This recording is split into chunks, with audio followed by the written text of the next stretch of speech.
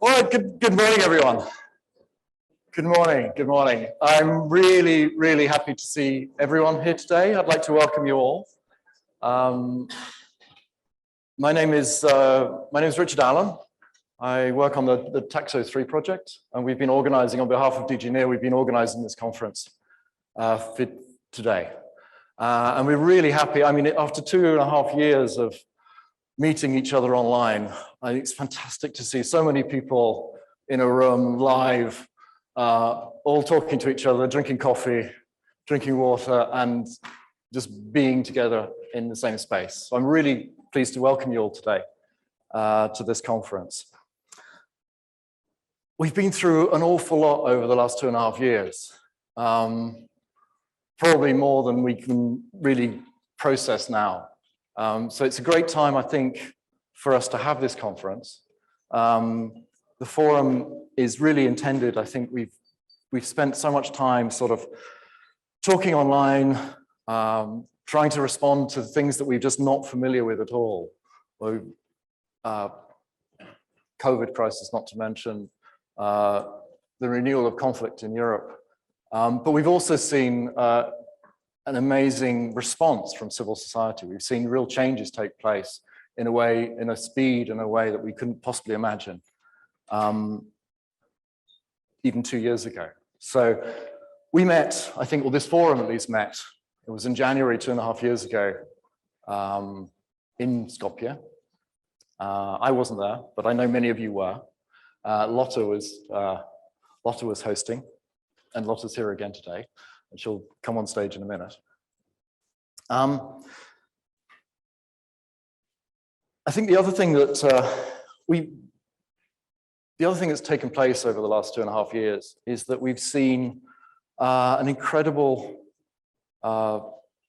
boost in solidarity between people.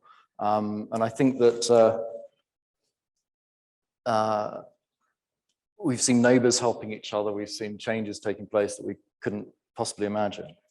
But the other thing that's happened over the last 2 years is that we've mastered the art of Zoom conferences. And we've been incredibly good at that. But I think now is the time to, at least partially, I know we have a number of people online today, and a welcome to you all, but at least partially to meet in person and to see each other. What do we want to do in these 2 days? I think you've seen the agenda, but I think really what we need to do is to make sense of the world that we now have. It's a very different world to the world we had before.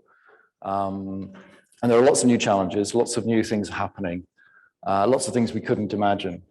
And so we need to kind of process that a little bit. And I think there's no better way of doing that than to bring people together and give us a chance to really talk through our ideas, talk through our experiences, see what we can do, and then come together and hopefully at the end of this 2 days, come up with at least an outline of an agenda for action that civil society in this region can take together with the authorities and together with the EU.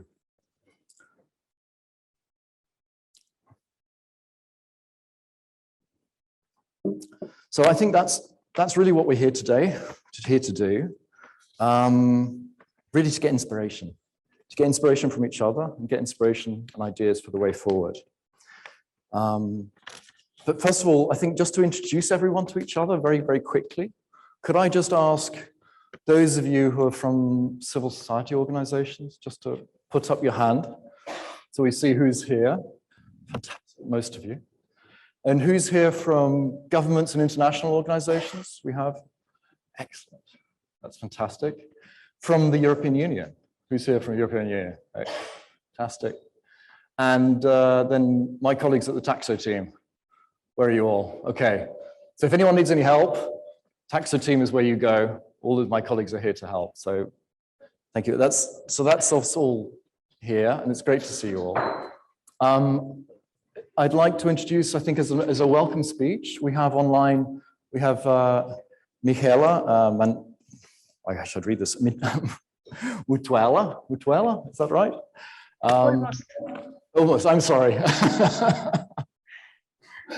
Michaela, welcome this morning. Thank you very much for coming and being with us, even if online. can I hand over to you for our welcome? Thank you very much, and it's really a pleasure to be with you, although virtually. Unfortunately, I could not join you in the room, but I fully agree with you that is a fantastic opportunity to reconvene in physical presence for many of you after such a long period of time. So good morning to all, and a very warm welcome also from my side to this important event. This is our first large regional meeting with civil society from the region in quite some time. So 2.5 years is really a long time. So I'm very glad to be here to open this event, and to also give you, let's say, a little bit the perspective from our side, from the side of the European Commission, on the challenges, the opportunities, the prospects, and the needs of the civil society in Western Balkans and Turkey. And this is clearly a great opportunity to listen to you, very much feeding into our own thinking on our priorities. So the main purpose of this event is to launch the newly revised guidelines for EU support to civil society in the enlargement region. But it is also a good occasion to take stock on where we stand after these more than 2 years of, let's say, a very rocky road with the outbreak of the COVID-19 pandemic, and then the war on Ukraine.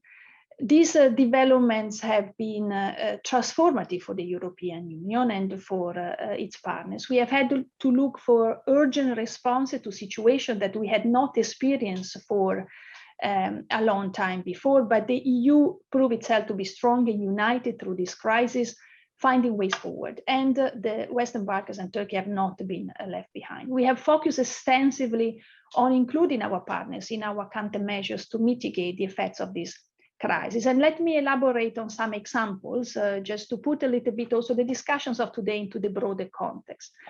When the COVID-19 pandemic struck, we immediately started the reprogramming of IPA resources to provide medical equipment to the region, to provide emergency support, also focusing very much on marginalized groups.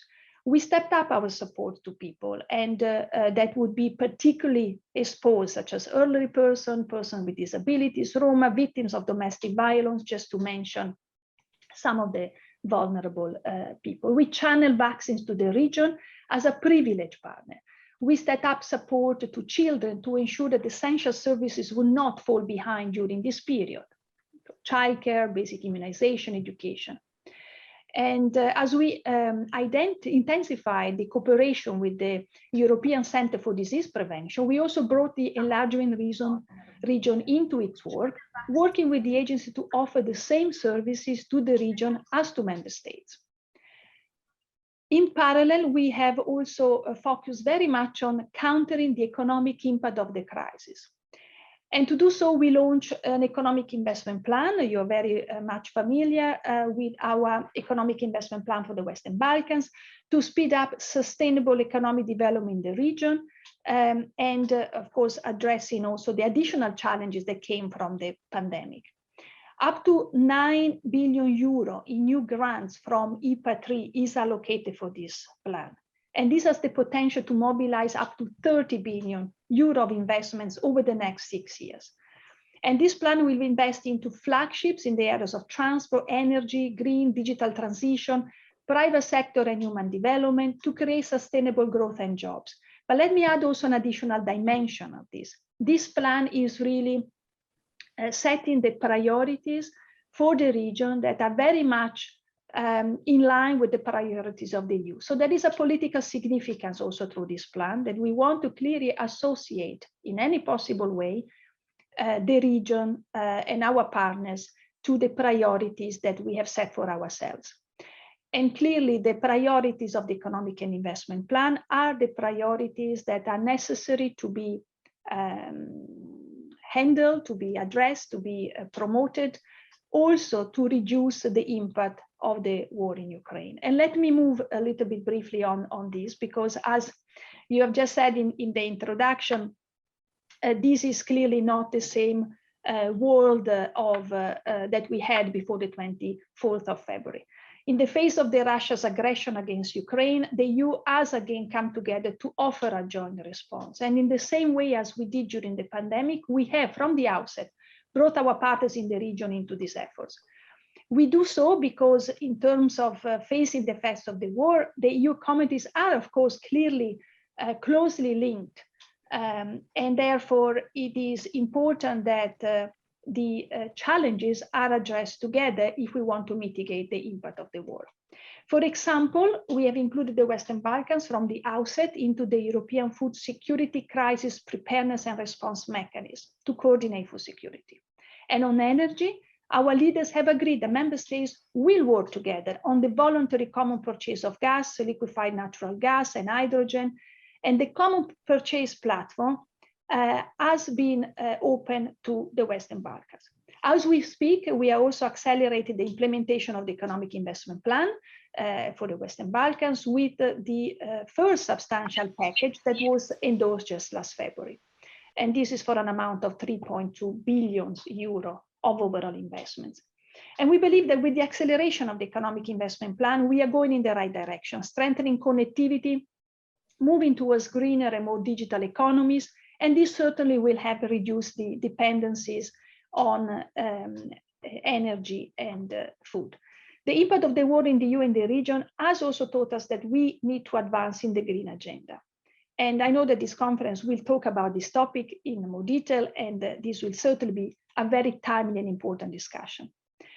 Now, on the accession agenda, on the European integration process, it's clear that during this period, while addressing all the challenges that came from the, let's say, external factors, we also kept our core work to move forward the enlargement policy.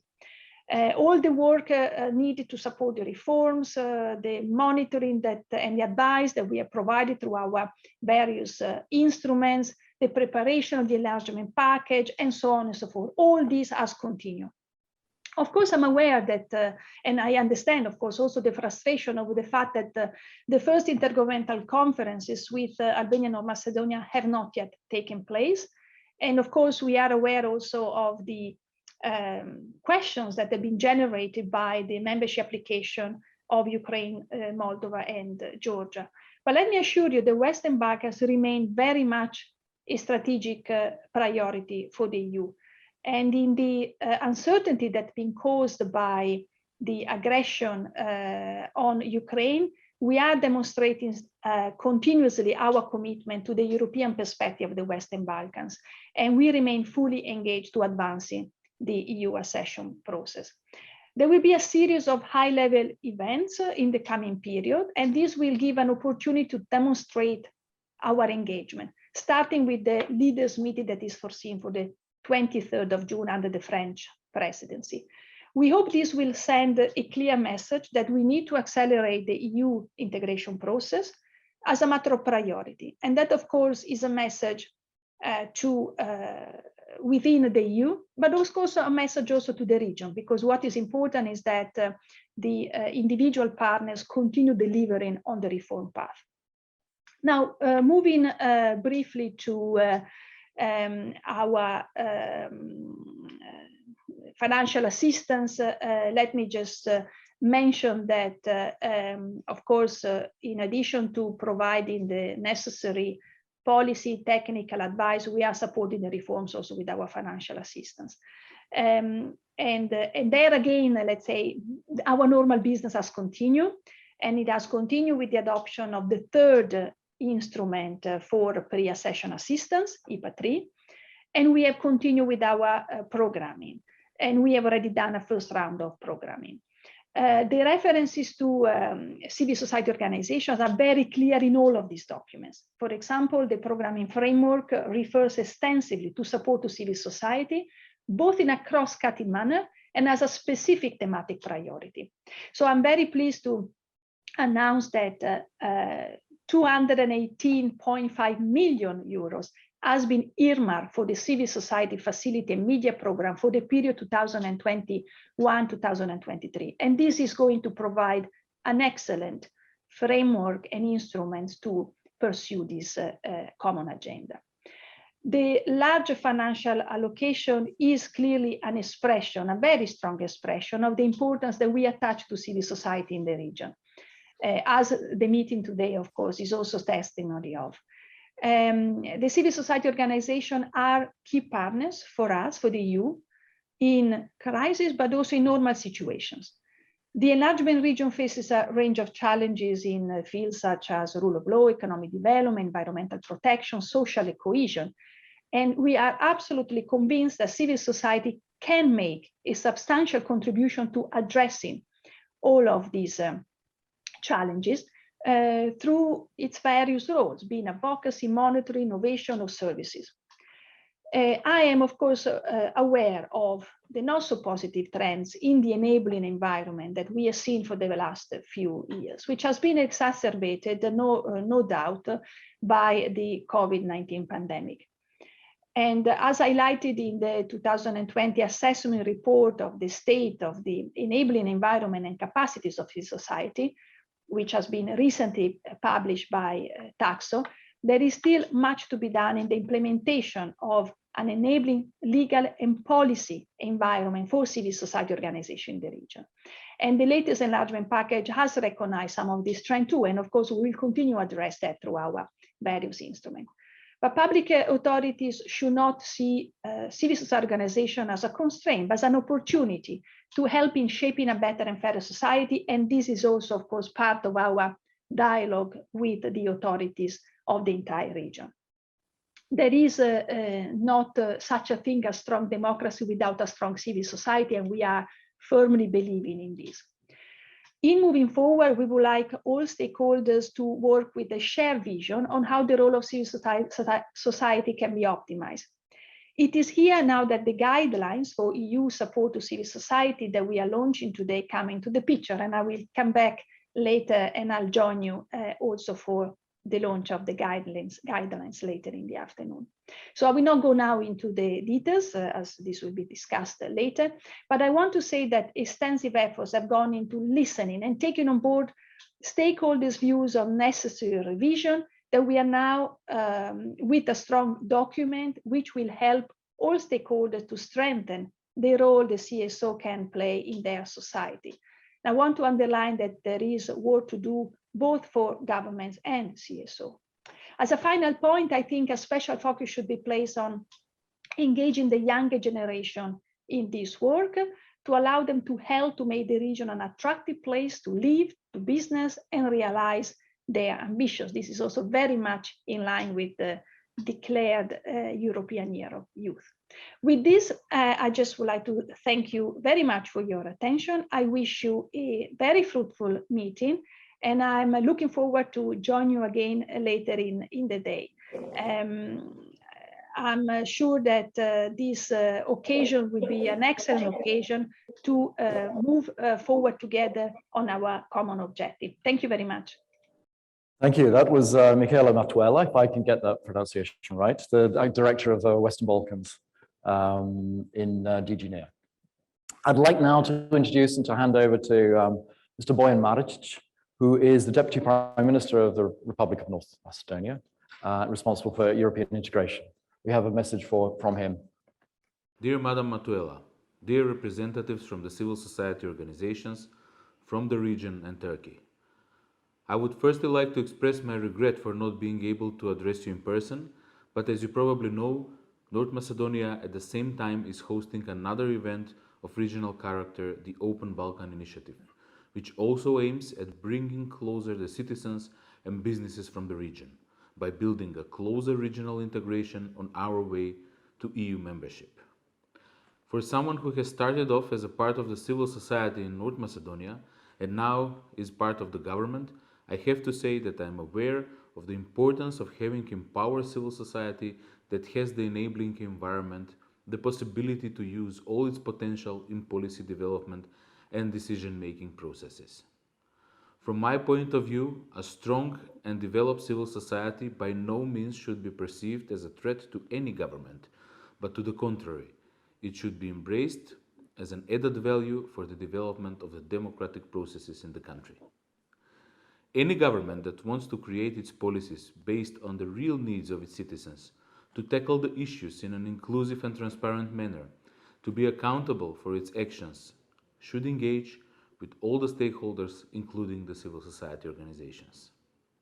Only by having open and honest approach, by accepting the constructive criticism, by allowing different stakeholders to present their views and arguments, and by working in partnership with the civil society organizations, we can make the right decisions, achieve better results, and address many of the challenges that we face in our society, but also in the region or wider in the continent. Hence, the current government has committed to further enhance the enabling environment for civil society, as reflected in government's work program, thus contributing for strengthening democratic governance and establishing a structural dialogue with civil society, including on the EU-related reforms. The principles of cooperation between the government and the civil society are set in the Strategy for Cooperation with the Civil Society 2022-2024, adopted in December 2021, and aiming to contribute towards having a structural dialogue and partnership between the actors by improving the legal, institutional, and financial framework, but also ensuring active participation of the civil society in the social processes, policy making, and monitoring. Moreover, the EU civil society guidelines have provided valuable guidance for developing the strategy for cooperation with the civil society, and I believe that the new revised guidelines can assist both in assessing the implementation of the strategy, but also in mapping potential gaps that need to be addressed in future. In the context of EU integration, the strategy envisages involvement of the CSO representatives both in the accession negotiations based on the model that will be agreed between the government and the CSOs, and in the sector working groups responsible for the programming of the EU assistance. A practice, this is an approach that I fully endorse, since the civil society organizations in the country have developed a specific expertise and a knowledge, especially in the areas of rule of law, protection of human rights, social affairs, environment, and can greatly help throughout the accession negotiations, as well as in the identifying of the priorities for funding with the IPA funds. But as always, and as with any other topic, we can always do more, do better. So I am convinced that in this course of the next debate, the participants of this forum will be able to share not only the positive examples from their countries and experiences, but also would only talk about challenges, obstacles, and propose solutions which will lead to building stronger and more vibrant civil society. The revised guidelines for EU support for civil society in the enlargement region 2021-2027 provide a solid foundation on how we can all, the governments and public institutions and the civil society, further strengthen our partnership and establish a structural dialogue to work in the interest of the citizens. I wish you a fruitful discussion and a successful conference. Thank you. I'm only very briefly just going to take you through the agenda for the next day and a half, just to sort of give you a flavor of, what are we getting some feedback here? Okay, all right. Just to give you a flavor of the flow of the meeting. But just to remember, I think we have, how many people do we have online? We had, I noticed earlier we had something like 40 people. 32 people online at the moment. So hopefully during the course of the next couple of days, we'll be having people online throughout our discussions here in plenary and also in the breakout sessions later on. All the breakout rooms are equipped with Zoom connections, so we can have both physical and online discussions. This morning, we're going to set the scene. This morning, we've invited 3 people to come and talk to us from civil society about 3 of the big areas of challenges that we're facing in the region. And they're going to basically set the agenda, I think, for the next couple of days. Following those 3 talks, we have some responses from people from their particular specific angles, and they'll come back following the coffee break. After lunch, we have maybe one of the key agenda items, which is the launch of the new revised EU guidelines for civil society for the Western Balkans.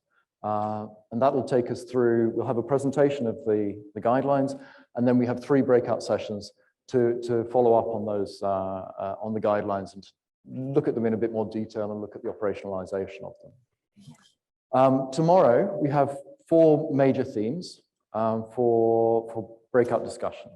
And they are the environment, the green agenda. They are rule of law, human rights, and civil society and the media. And we'll have 4 parallel sessions, and you can choose which sessions you would like to take part in. And that'll take us through to the wrap up tomorrow lunchtime. And hopefully, I'm hoping very much that we will have the framework, the skeleton for a sort of an agenda for action that would take us through over the next few years, responding to the challenges that we identify today. You'll see outside, when you go for a coffee break, you'll see outside there is a very, very large whiteboard with some marker pens. This is our agenda for action. When you're inspired, when you're having conversations at lunch, when you're having conversations at coffee time, please, if you think of anything that anyone needs to be doing, whether yourself, whether it's other organizations, whether it's governments, whether it's EU, put it up on the board, and that'll form, we'll create a visual from that. And hopefully that will also inspire us through our discussions today and tomorrow as well.